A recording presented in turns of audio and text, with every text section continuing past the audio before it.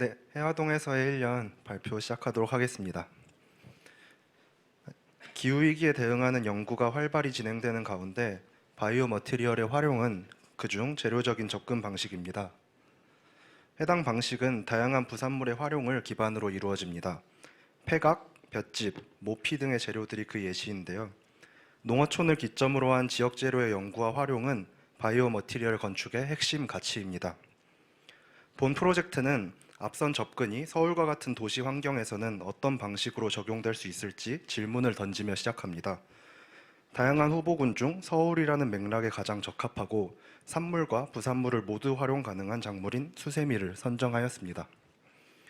기후위기뿐만 아니라 경제 불황에 따른 건축 비용 절감 이슈는 우리가 기존 건축 자원의 재사용과 건축물의 생애 주기에 대한 고민이 필요한 시대에 살고 있음을 시사합니다. 철것이 수급되는 재료를 선별하고 재사용하는 과정에 대한 고민을 리노베이션의 방향성에 반영하였습니다. 재료적인 관점에서 서울이라는 도시가 가지고 있는 자원을 탐색해보고자 합니다. 대상지로 선정한 해화동은 준공 후 40년이 지난 적벽돌 건물들이 밀집되어 있는 곳입니다. 현 마로니에 빌라의 프로젝트의 방향성을 입히고자 합니다. 낮은 층고, 얇은 슬라브, 그리고 저층 건물에서 진행되는 철거 및 시공 전반에 적용할 수 있는 오래된 건물에서의 시기별 공간 구획이 필요함을 보여줍니다. 재사용 자재들과 바이오 머티리얼이 가공 및 혼합되어 건축에 실험되고 적용되는 과정을 기획하고자 합니다. 이에 필요한 인적 자원과 기술적인 물리적 자원을 선정하고자 하고요. 그리고 본 과정 이후에도 다양한 사람들이 지식을 나누고 공유할 수 있는 공간을 담아내고자 합니다. 앞선 과정이 해화동 현장에서 이루어지는 리노베이션 프로젝트를 제안하고자 합니다. 바이오 머티리얼의 활용은 시간의 영향을 크게 받습니다.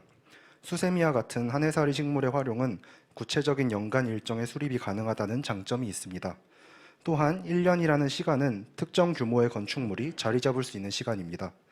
따라서 건축 행위가 이루어지는 대상지에서 1년간 작물 재배, 수확, 가공, 재생산의 과정과 건축물의 철거, 자재 재가공, 시공, 운영의 과정이 함께 이루어지는 프로젝트를 제안합니다.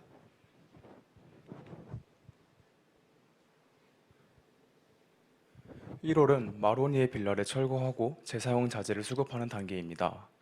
기존 지붕에 있던 시멘트 기아와 슬라브 일부를 잘라 시멘트를 수급하고 서측 인면을 철거하여 적벽돌을 수급합니다. 지하 공간의 벽을 철거하여 대공간으로 만들고 이곳에서 시멘트와 벽돌을 갈아 순환 골재와 재사용 황토로 만듭니다. 2월은 구조 보강과 수세미 재배를 위한 설비 설치를 하는 단계입니다. 코어 A를 기점으로 구조가 보강되고 수도 및 운반 등의 설비를 설치합니다. 기존에 단절되었던 주차장과 지하 공간을 연결하고 사진처럼 서측 인면을 열어서 외부와의 연결을 유도하였습니다. 수급한 순환 골재를 이용하여 수세미를 기를 화분을 제작합니다. 재료의 순환을 디자인 원칙으로 설정하여 다시 쓸 수 있게 규격화하였습니다. 3월은 본격적인 수세미 재배를 준비하는 단계입니다. 인접 덩굴과의 간섭이 생기지 않도록 화분간 500mm를 띄었습니다. 7.5에서 10m인 줄기의 최대 성장 길이에 따라 2층 슬라브와 옥상층에 나눠져서 배치됩니다. 그리고 옥탑의 구조물을 통해 수세미 성장 방향을 유도합니다. 수세미 종자는 재사용 황토에 무기질 액상 비료를 주어 기릅니다. 4월은 수세미를 화분에 이식하고 오피스 공간을 시공하는 단계입니다. 옥상층에 이식되는 수세미는 최대 10m를 목표로 하여 그리드 메시 형태로 엮인 로프 위를 타고 성장합니다. 5월은 오피스 공간의 마감 단계입니다. 이후 3개월간은 오피스 운영과 함께 수세미의 성장과 재배를 주된 목표로 합니다. 9월은 여름 동안 성장한 수세미를 수확하고 가열 및 건조하는 단계입니다. 수확한 수세미는 유기 성분이 분해되어 건축 재료로 사용하기에 적합하지 않습니다. 때문에 가열을 통해 유기 성분을 제거 후 건조하여 섬유질을 재료로 사용하고자 합니다. 수세미 수확량은 수세미 농장의 데이터를 통해 5m당 50개의 수세미가 자란다고 가정하여 산정했습니다. 이를 바탕으로 2층 슬라브에서 29,000개, 옥탑에서 16,000개, 총 45,000개가 나옵니다. 10월은 건조된 수세미를 분쇄하고 단열재로 만드는 단계입니다. 재사용 황토와 수세미 섬유질을 섞어 단열재를 만들며 이는 수세미 화분을 거푸집으로 활용하여 만듭니다. 만들어진 루파 클레이 단열재의 규격은 450바이 450mm이며 두께는 50mm입니다. 다만 참조한 논문에 따르면 루파 단일 재료만으로는 단열 성능이 부족합니다. 따라서 이를 단열 성능을 가진 외피로 발전시켰습니다. 11월은 본격적으로 루파 클레이 단열재가 프로젝트에 입혀지는 단계입니다. 디자인은 열었던 서측 공간의 내 외부를 구분짓는 방향으로 발전됐고요. 이때 한 공간을 다른 공간으로부터 보호해줌과 동시에 연결시키는 건축적인 장치, 문에 루파 클레이 단열재를 적용했습니다.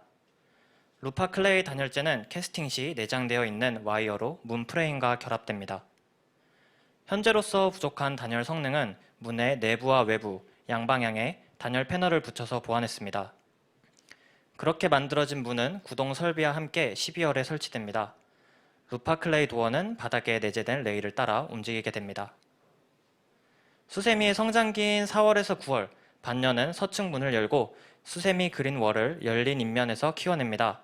이때 1층 층고와 지하 주차 공간 상부 테라스가 연결되어 기존 건물에 버려진 외부 공간은 도심지에서 잠깐 쉬어갈 수 있는 소중한 외부 공간으로 탈바꿈합니다. 기존 사이트의 재료가 재구성된 인면은 해화동의 새로운 풍경으로 작용합니다. 외부와 연결된 지하 공간은 이벤트의 스케일에 따라 문을 열고 닫음으로써 공간을 가변적으로 사용할 수 있습니다. 재료의 활용은 다양한 인적 자원과의 교류를 필요로 합니다. 따라서 개입되는 인적 자원들이 프로젝트의 생애주기 전반에서 지식을 공유하고 향후에도 협업할 수 있는 교류의 장을 만들고자 합니다. 본 프로젝트는 시기별 변화 과정들을 디자인에 담아내고자 하였습니다. 이는 1년의 공사 기간뿐만이 아니라 향후 건물이 운영되는 단계까지 고려한 계획안입니다. 지속 가능하고 순환성 있는 프로젝트 필드를 여는 해화가 되기를 희망합니다. 네, 감사합니다.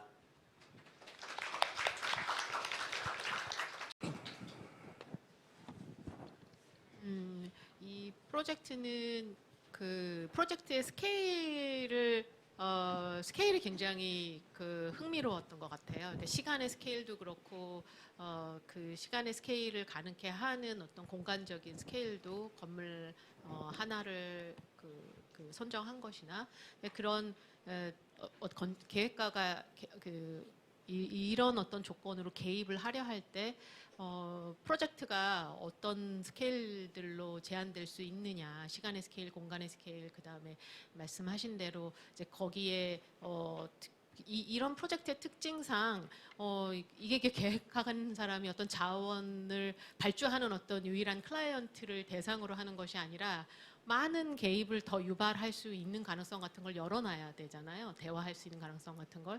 그런 측면에서 되게 어떤 흥미로운 그 프레임을 제시한 프로젝트라고 생각이 됐었는데, 그러니까 아까 이게 1년을 그 단위로 해서 기획이 됐지만 얘가 만약에 그 수세미가 계속 어떻게 보면 키워지고 그 키움을 돌보는 어떤 뭐 액터들도 더 참여를 하고 이런 게 이제 반복돼 가면서 어떤 그 다음 스테이지들이 어떻게 될 거라고 혹시 상상 더 하신 게 있을까요? 우선 지금으로서는 1차적으로 1년이라는 기간 동안 1차 완공된 건물에서도 이제 날씨가 따뜻해지면 수세미를 기를 수 있게 제한을 하고 있습니다. 그 앞에 루프와 도어를 열어 가지고 기르고 있는데요. 이렇게 길러지는 재료들도 다시 한번 수확을 해가지고 담을 수 있는 공간을 마련하고자 하였고요. 이게 재료의 특성상 뭔가 흙과 루프가 배합이 돼가지고 만들어졌기 때문에 이걸 다시 한번 또 보강이 필요할 때나 아니면 또 다른 방향, 뭐 예를 들어 섬유질을 활용한 차양을 만드는 프로젝트라든가, 그래서 또 다양한 접근을 가능케 하기 위해서도 그런 좀 미래지향적인 활용 방안을 제안하고자 하였습니다.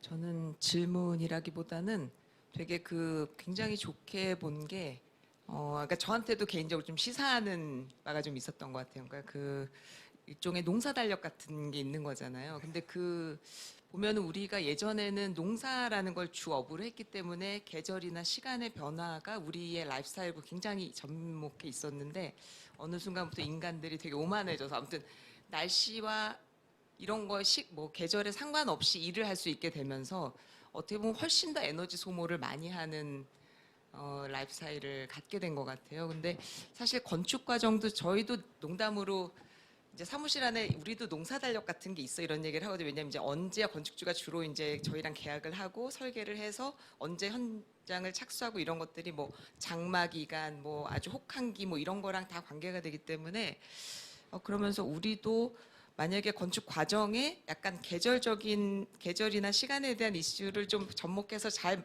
농사 달력 같은 걸 만들면 우리도 좀 농한기 같은 걸 가지면서 그렇게 일하면서 좀 살 수 있지 않을까? 뭐 1년 내내 그렇게 24시간 일하는 그런 느낌이 아니라 그런 생각을 하게 돼서 그런 어떤 지역 자원의 활용이라든지 그다음에 계절이나 시간이라는 개념을 건축 과정에 되게 녹여낸 게 저는 그 부분에서 되게 이거를 좋게 봤습니다.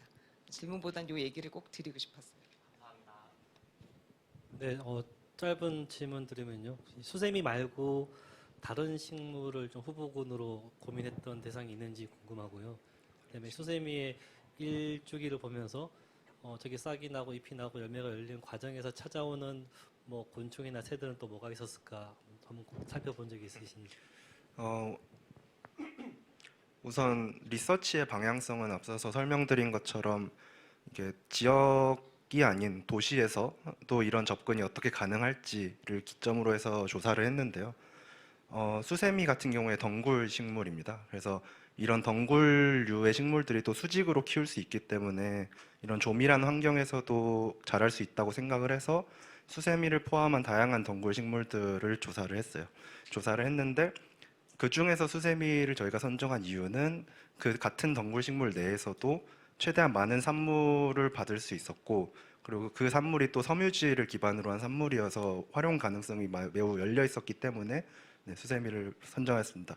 근데 굳이 하나를 말씀드리자면은 저희가 그 마에 대해서도 한번 조사를 했었습니다. 그 마가 그 단열재로 발전을 할 때 단열 성능이 매우 좋아가지고 마에 대한 리서치를 좀 했었는데 일단 우리나라에서 또 그 마를 키워내기에 아직은 환경이 또 갖춰지지 않은 부분이 좀 있어서 수세미로 우선은 진행을 하였습니다.